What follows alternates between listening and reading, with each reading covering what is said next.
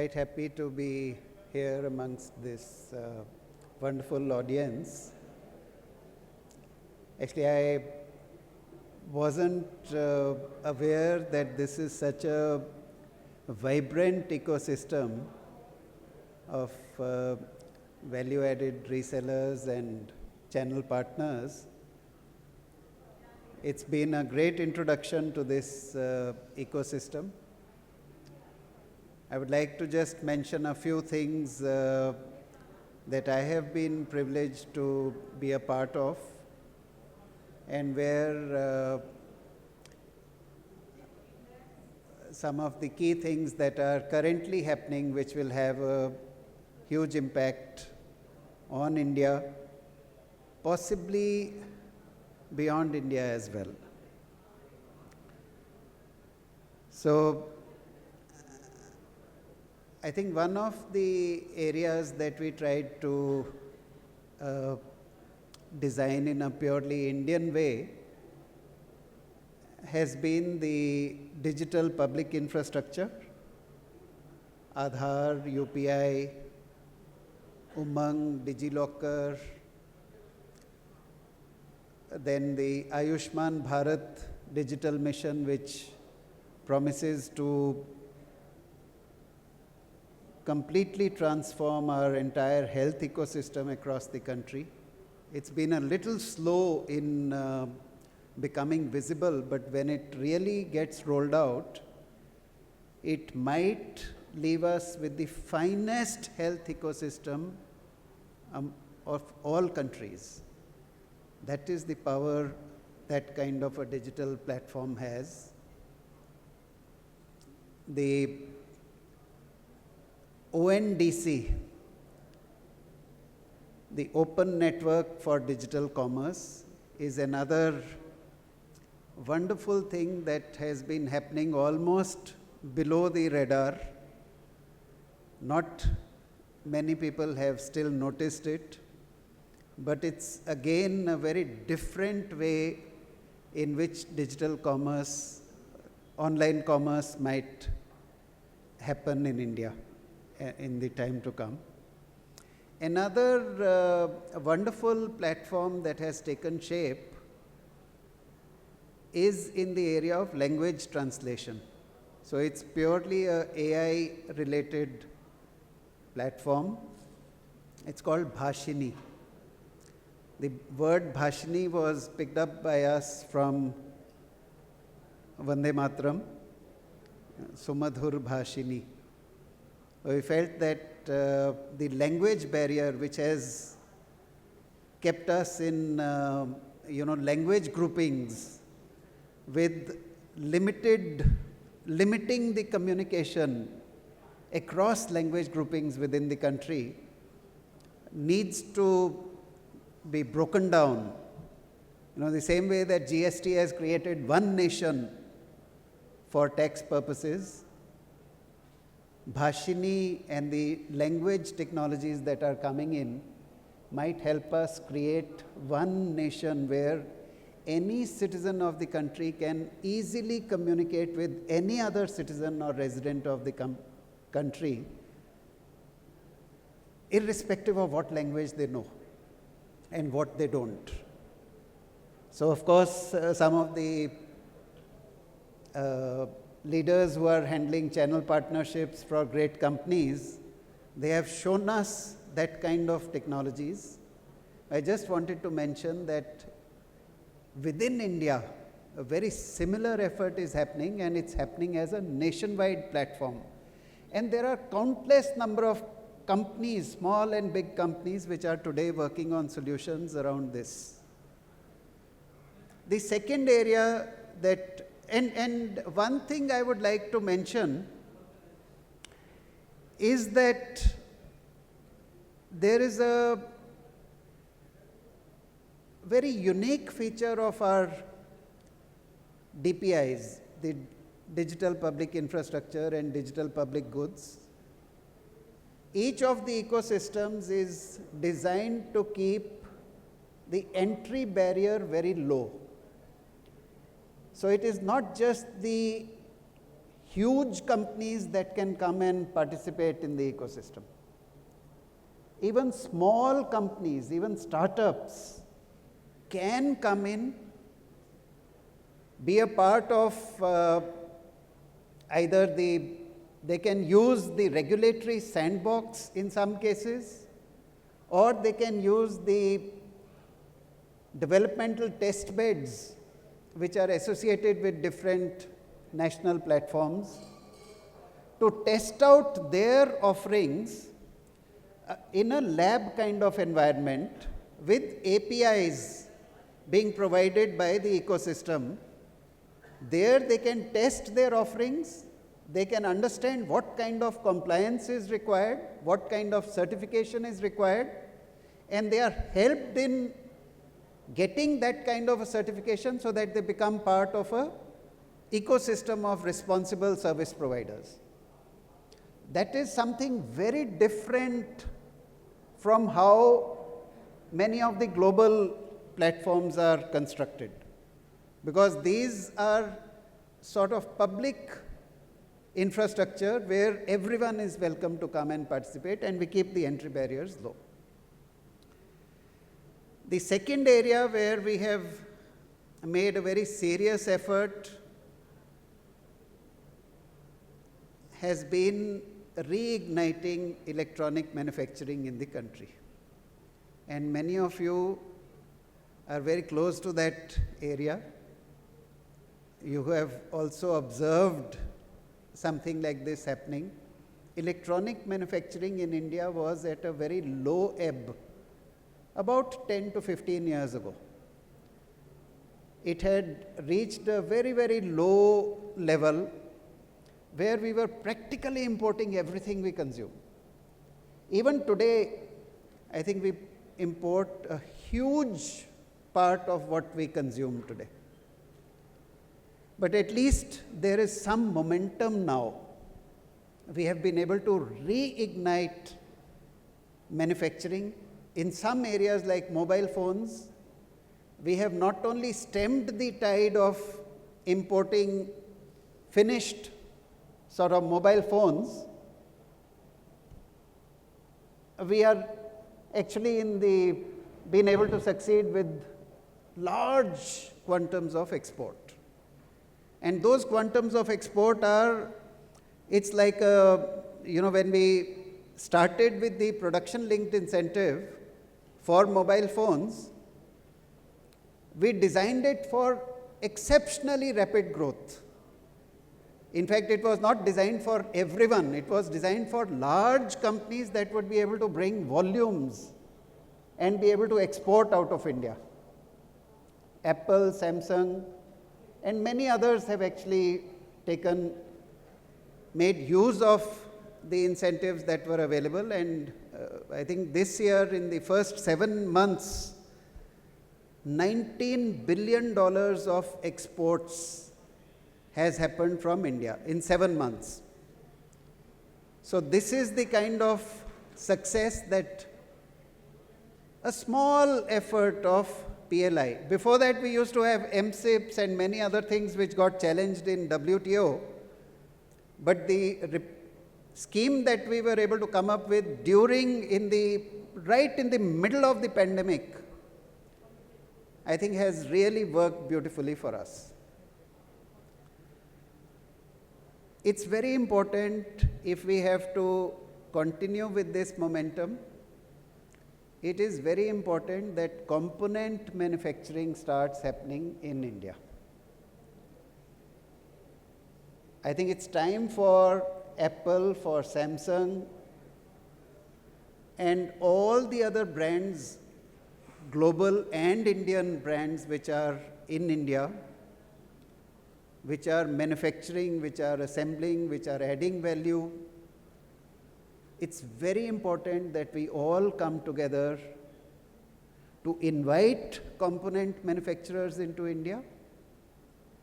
And where we are not able to invite component manufacturers, or we are not able to achieve success in a short period, we ourselves step up our game and become component manufacturers. component manufacturing does not require very large capital. It can be done by many of you. It's a possible area for you to diversify. And it's only when we get almost something like a comprehensive component manufacturing ecosystem here that we get confidence in the supply chain. What is very beautiful about electronics is that the components might come in because mobiles are being manufactured in India. The components, there is enough reason for components to come in because air conditioners are getting manufactured in India, are getting assembled in India, and many other electronic goods. But what's most beautiful about this system is that practically very similar components go into anything which is electronic. If you start doing PCBs, if you start doing multi-layer PCBs, if you get capability of 50, 60 layer PCBs, they go into everything that is electronic. So the moment the component system comes in and takes deep root, we add tremendous depth and breadth to our electronics manufacturing landscape. Because the supply chain, you are no longer having to depend on very stretched supply chains, stretched and sometimes unreliable or less dependable than you need when you are into manufacturing. So the component ecosystem is something where I would like to draw your attention to the imperative that we get the component ecosystem in place, because that will really represent maturity of our ecosystem. It's not just importing all the components and sub-assemblies and then putting them together as a product. It's not even sufficient to be able to do that and export. I think we need the component ecosystem here. And I hope that the PLI will be able to show similar magic in many other areas in which the PLI is in operation. And in component manufacturing, I hope we get another PLI soon. In hardware, we had earlier come up with something which didn't work well enough. I'm very happy that more recently, a further improved scheme for hardware has also come in, and it's starting to have an impact. The area of data centers, I think many of the entities here are also the cloud, and the cloud services is a huge area for everyone. One of the largest areas for growth. I have a small lament. I have a small,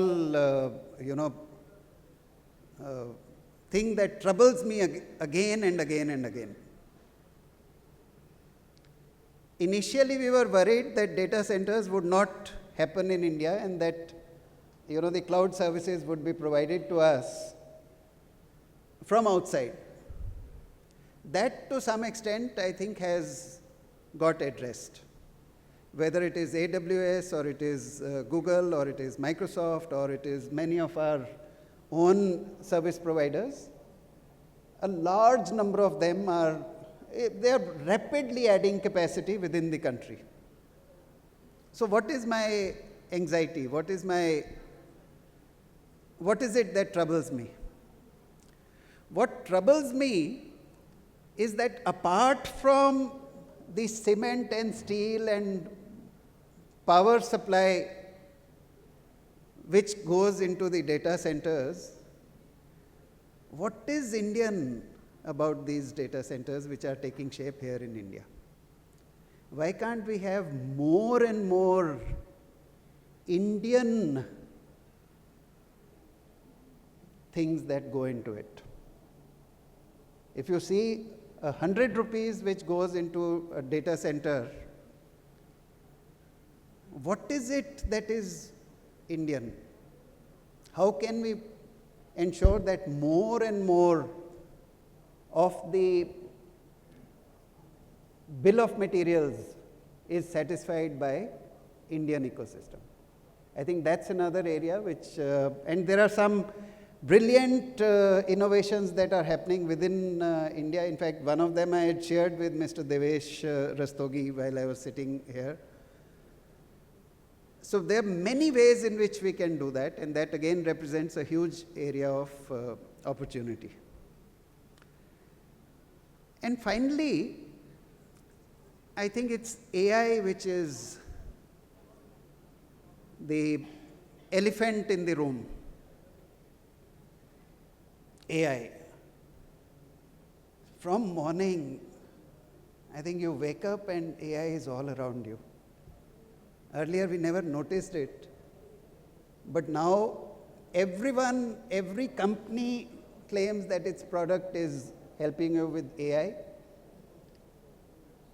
Every service is said to be, using AI in some form. What is it that's exciting for India? In India, we have always been the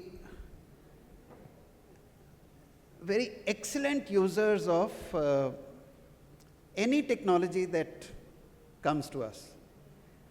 Most of the time, the technologies have come to us from the West. Sometimes they have come to us from Japan, Korea, Taiwan, China. This time again, we are seeing the largest of these technologies, the giants in this technology area, again coming in the same way. What is it that India can do? Why is it a new kind of an ecosystem? Compared with, one wave that came in was when the initial hardware, software system started taking shape, 80s. The Microsoft and Oracle and various other companies took shape. Okay. Then when the internet era came, again there were different giants that took shape. Now another set of giants is taking shape. This time, I think most of the time we have ended up missing the bus. We have ended up not being able to participate. We are only very happy consumers. And we are such good consumers that we end up helping the entire world consume those products. This time, I think there is a scope with the kind of technologies that have come in, with the GPTs and the different flavors of GPTs that have come in, with the flavors that are coming in with Indian efforts, with the co-pilots that are coming in. There is huge scope even from small cities and towns, smaller cities and towns of innovation, because this time you don't necessarily have to be in Bangalore or in Gurgaon or in Noida or in Pune or Hyderabad to be able to do that magic. So my hope is that the same kind of enablement that happened companies to start doing that magic in India as compared to being in Silicon Valley, that today can go 2 levels deeper, and it's in the smaller the cities other than the largest metros where this kind of innovation is today possible. So be on the lookout for that, do participate in that, And if that happens by participating in the DPI platforms, the national ecosystems, whether it is in Aadhaar or in UPI or even more so in Ayushman Bharat digital mission or in Bhashini or in ONDC, I think that is where Indian talent can really come up and create amazing value. Because mind it, these are the ecosystems which are designed to serve all of India. And once you serve all of India, by definition, you have already covered 1/6 of humanity.